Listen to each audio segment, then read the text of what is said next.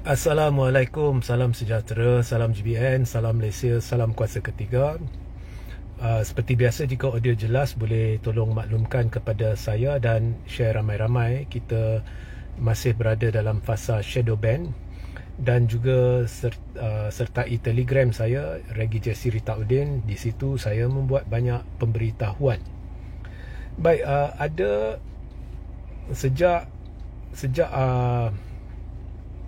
semalam ya, saya terima banyak feedback dan juga feedback ni bercampur-campur ya, dan juga banyak soalan pelik-pelik ya, dan semuanya berkisar di sekitar dua perkara. Perkara pertama ialah malah ianya dicetuskan oleh satu live yang telah saya buat 3-4 hari yang lepas lah. Anda boleh scroll ke bawah lah Facebook Regi Jesse Ritaudin, anda boleh tonton sendiri. So ianya dicetuskan daripada live itu, dan ada sumber-sumber yang beri maklumat tambahan, ada yang dan bercanggah-canggah.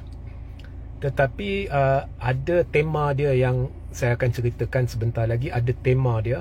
Tema tu satu, cuma detail dia tu ada lari sikit sana sini. Dan ada soalan-soalan yang diajukan kepada saya. Ada yang sampai pelik, macam mana kamu tahu, ada yang bila, ada yang macam-macam lah. Okay.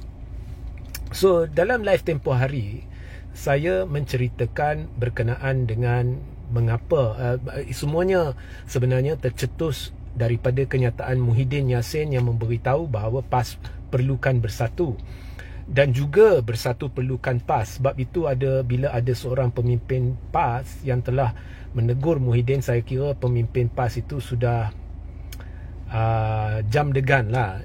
Sebenarnya dia tak faham apa Muhyiddin sampaikan. Muhyiddin bukannya cuba nak tegur PAS secara halus ke apa, dia menyatakan satu fakta. Okey.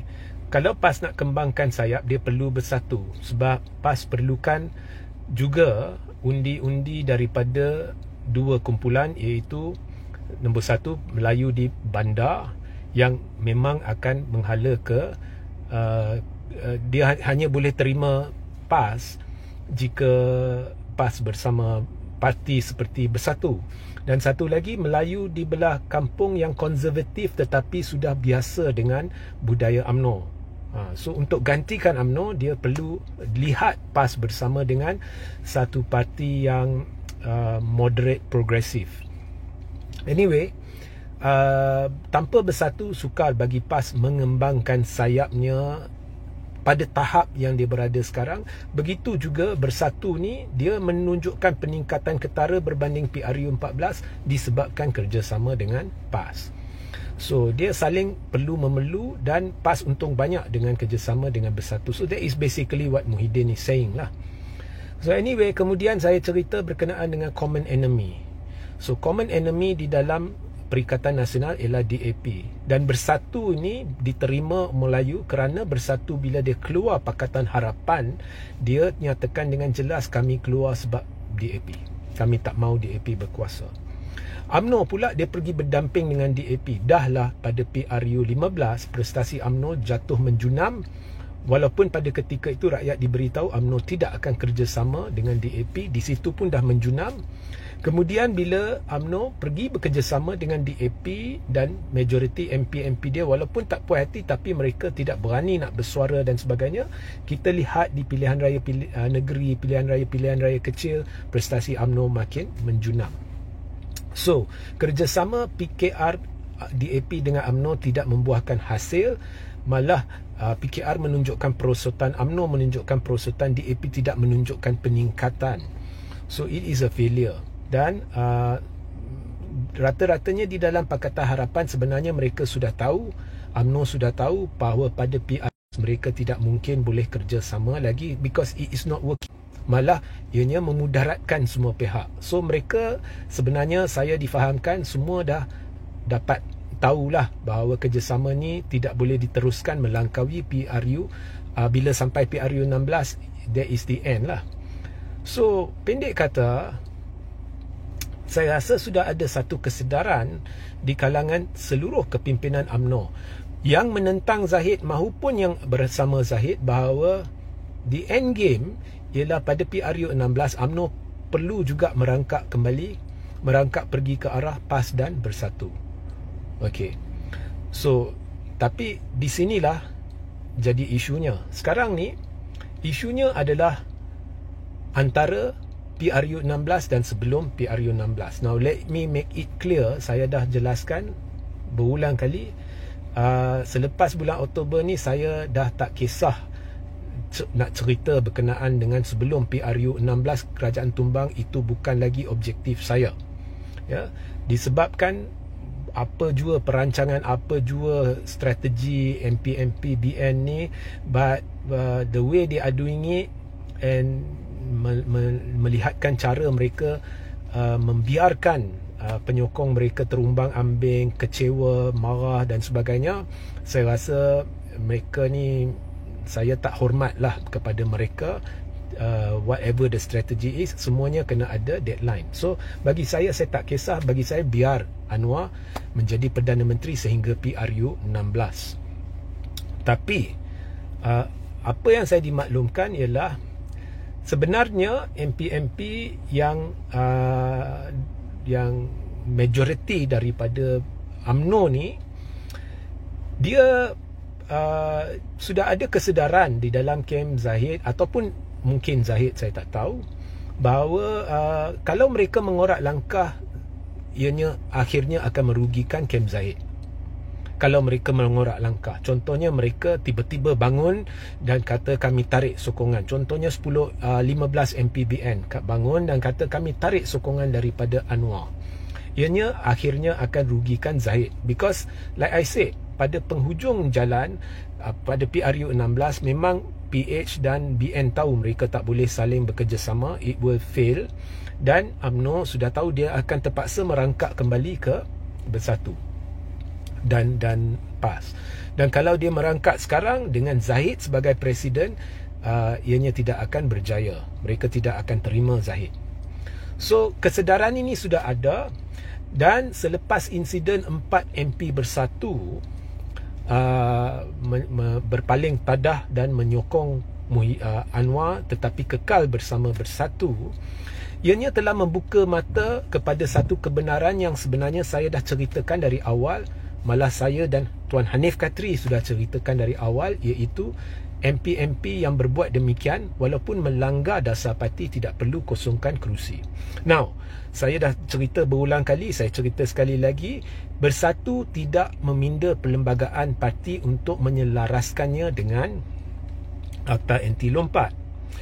Okey, so maknanya jika MP berpaling tadah tidak menurut dasar parti dan menyokong Anwar, keahlian mereka dalam bersatu tidak terlucut secara automatik dan tidak ada kaitan parti dengan Akta Anti Lompat. Jadi jika parti pecat mereka sekalipun, mereka kekal MP bebas. So, perkara ini yang saya dah jelaskan dulu akhirnya diakui oleh pihak-pihak berkait kerajaan. Ya, oleh kerana mereka untung dengan sokongan MP ni, tiba-tiba mereka mengaku benda tu betul, benda yang saya cerita betul. Dulu mereka senyap. Okey. Walau bagaimanapun, UMNO telah meminda perlembagaan dia untuk menyelaraskan dengan Akta Anti Lompat. So katakan 15 MP, katakan dasar MP nak sokong Anwar, tapi 15 MP dia kata kami tak sokong Anwar, keahlian mereka boleh terlucut secara automatik ataupun mereka boleh diambil tindakan. Ya, okey. Walau bagaimanapun, dalam kes sokongan terhadap Perdana Menteri, sekalipun UMNO meminda perlembagaan parti untuk selaraskan dengan Akta Anti Lompat, MP yang hilang keahlian dalam UMNO ni, dia tidak perlu kosongkan kerusi kerana Akta Anti Lompat parti tidak pernah diselaraskan atau dengan perkara-perkara dalam perlembagaan yang berkait dengan sokongan terhadap PM. Maknanya perkara yang berkait dengan sokongan terhadap PM tidak pernah dipinda untuk mengaitkannya atau menyelaraskannya dengan Akta Anti Lompat. Maknanya Akta Anti Lompat tidak boleh atasi kuasa budi bicara peribadi MP-MP untuk tentukan secara peribadi tanpa kaitan dengan parti sama ada mereka sokong Perdana Menteri atau tidak. Ini pun telah diakui pada ketika 4 MP bersatu tiba-tiba sokong PM dalam penulisan-penulisan media blog kerajaan mahupun pihak-pihak dalam kerajaan dan bekas peguam negara dan sebagainya lah. Mereka dah mengaku benda ni. So, ini menimbulkan soal apa jadi jika 15 MP BN tarik sokongan terhadap Anwar. Ini untuk tujuan perbincangan, bukannya saya kisah. So, untuk tujuan perbincangan, jika mereka tarik sokongan, sudah ada kesedaran dalam kem Zahid bahawa mereka tidak boleh lakukan apa-apa. Sebab banyak kenyataan, banyak pengakuan sudah dibuat, mereka tidak boleh U-turn. Ya, so, MP-MP ni akan kekal sebagai calon MP dalam parlimen. Okey. Dan apa sekalipun mereka hilang ke, mereka tak hilang ke keahlian dalam parti, sebaik sahaja majoriti MP Anwar terbukti hilang, dia wajib letak jawatan atau usul pembubaran parlimen sebelum sempat sesiapa nak bincang adakah MP tu perlu kosongkan kerusi ke tidak.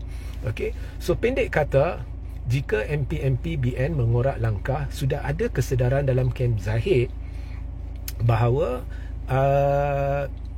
kerajaan akan runtuh dan akan terbentuk kerajaan baru dan PH tidak mungkin akan ada PM dari gabungan itu. Tidak mungkin UMNO di bawah Zahid ni akan ada tempat. Maknanya Zahid tak akan ada tempat, Ahmad Maslan tak akan ada tempat. Ya, mereka tidak mahu kerjasama dengan pihak-pihak ni. So, jika kerajaan baru terbentuk bersama dengan MP-MP yang tarik sokongan terhadap Anwar, let's say 15 MP BN ni, dia sokong kerajaan baru. Masih tidak kira lah mereka MP bebas ke, mereka sebahagian daripada UMNO belum pecat dia ke apa, tapi mereka kerjasama dengan kerajaan baru. Jadi kerajaan baru ni, Zahid masa depan dia tidak cerah kerana dia boleh didakwa atas skandal LCS. Mungkin dia tidak dibebaskan daripada kes mahkamah dia. So, bila kita lihat keseluruhannya, jika benda ni berlaku, Zahid akan rugi besar. Dia dah bersusah payah nak lepaskan diri dia. Maknanya, sekiranya di dalam UMNO Zahid dapat rasa bahawa sesuatu akan berlaku dan dia tidak boleh halang lagi, dia akhirnya akan melutut atau tunduk. Dan itulah perkhabarannya selepas saya buat live terdahulu. Rupa-rupanya ada pihak yang beritahu saya Zahid dah sedar dan dia sudah akur bahawa it's the end game. Sudah dia perlu bertolak ansur dah dan dia perlu tunduk. Benar atau tidak saya tidak tahu, but that is the messages that is coming, and is coming very strongly. Bukan seorang, bukan dua orang, ramai orang. Okay, so itu message dia. Betul atau tidak I don't know lah. Ada pula yang kata bukan sebab ini adalah faktor kesihatan. Zahid ada masalah kesihatan dakwanya. Itu pun saya tak tahu benar atau tidak. Ya, dan sebab itu dia dah putuskan dia tak nak lah buat penentuan apa lagi. Dia dah dilepaskan, so dia nak orang lain buat percaturan masing-masing lah. Dia tak nak terlibat. Dan ada nama yang dilontar, kononnya yang akan ganti Zahid is Tok Mat Hassan, ada yang kata it is Ismail Sabri, ada yang kata Hishamuddin. Semua ni saya tak nak layan lah. Siapa saya tak nak layan, because I don't even know in the first place benda ni betul atau tidak. So ada yang kata faktor kesihatan. I do not think is faktor kesihatan. Mungkin faktor kesihatan akan menjadi menyebabkan dia membuat keputusan lebih cepat ke apa, I don't know. But secara amnya, jika kem Zahid dapat kesedaran sesuatu akan berlaku, mereka akan mengalah. Ya, so tang mana, where was the mistake? The mistake was masa 4 MP bersatu telah sokong Anwar. Banyak kenyataan dibuat yang telah menjelaskan apa yang saya dengan Tuan Hanif Khatri dah lama jelaskan, iaitu tidak kira parti itu pindah perlembagaan atau tidak, jika MP sokong Perdana Menteri atau tidak, dan ia melanggar dasar parti, MP itu tidak perlu kosongkan kerusi.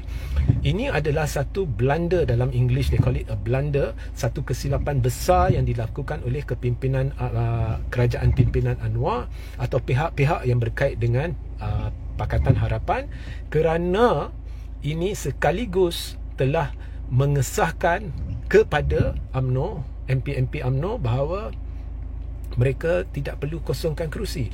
Dan ini mengesahkan kepada Kem Zahid bahawa jika sesuatu berlaku, mereka tidak boleh halang, dan akhirnya yang paling rugi adalah Kem Zahid, melainkan mereka bersedia kerjasama, duduk tepi, ke tepi dan sebagainya.